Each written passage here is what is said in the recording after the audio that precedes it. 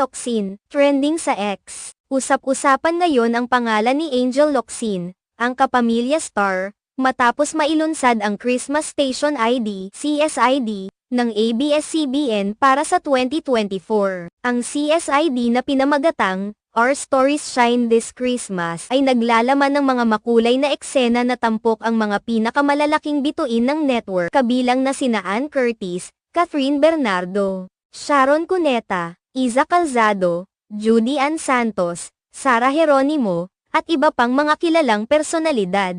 Dahil dito, hindi nakapagtataka na naging mainit na paksa sa social media ang pangalan ni Angel Locsin. Marami ang umaasa na makikita siya sa naturang video at marami ang nagbigay ng kanilang reaksyon ukol dito. Laking sorpresa ng ilang netizens nang makita nilang trending ang pangalan ni Angel, ngunit hindi pa pala siya kabilang sa mga artistang tampok sa video.